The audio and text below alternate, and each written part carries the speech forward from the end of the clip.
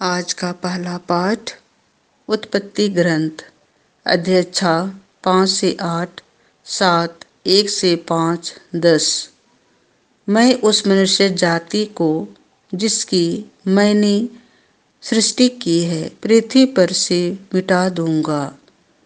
जब प्रभु ने देखा कि पृथ्वी पर मनुष्यों की दुष्टता बहुत बढ़ गई है और उनके मन में निरंतर बुरे विचार और बुरी प्रवृत्तियां उत्पन्न होती हैं, तो प्रभु को इस बात का खेद हुआ कि उसने पृथ्वी पर मनुष्य को बनाया था, इसीलिए वह बहुत दुखी था।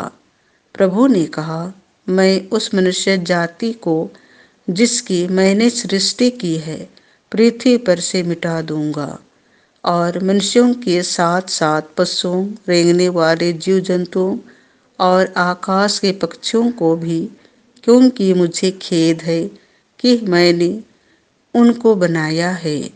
नूह को ही प्रभु की कृपा दृष्टि प्राप्त हुई। प्रभु ने नूह से कहा, तुम अपने सारे परिवार के साथ पोत पर चढ़ो, क्योंकि इस पीढ़ी में केवल तुम ही मेरी दृष्टि में धार्मिक हो। तुम समस्त शुद्ध पशुओं में से नर मादा के साथ साथ जोड़े ले जाओ और समस्त अशुद्ध पशुओं में से 2 नर और उसकी मादा को, आकाश के पक्षियों में से भी नर और मादा के साथ साथ जोड़े। इस तरह समस्त पृथ्वी पर उनकी जाति बनाए रखोगे, क्योंकि 7 दिन बाद मैं 40 दिन और 40 रात पानी बरसाऊंगा और मैं पृथ्वी पर से उन सब प्राणियों को मिटा दूंगा जिन्हें मैंने बनाया है।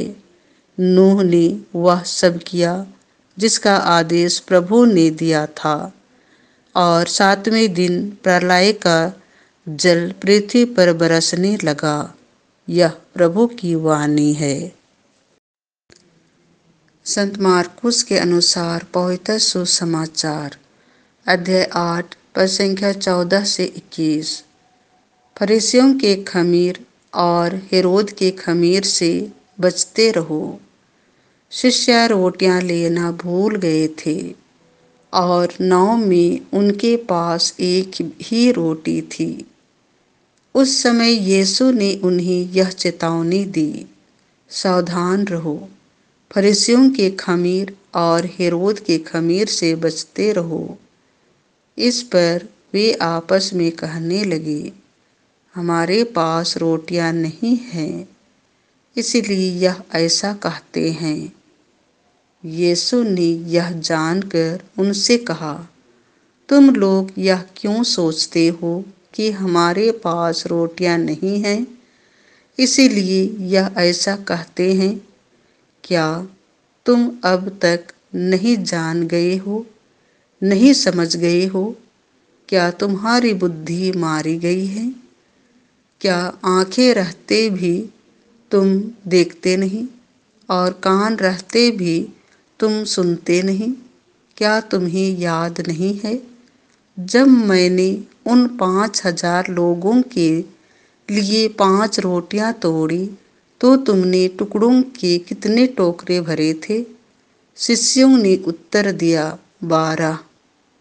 और जब मैंने 4,000 लोगों के लिए 7 रोटियां तोड़ी, तो तुमने टुकड़ों के कितने टोकरे भरे थे? उन्होंने उत्तर दिया, 7। इस पर यीशु ने उनसे कहा, क्या तुम लोग अब तक नहीं समझ सके? यह प्रभु का सुसमाचार है।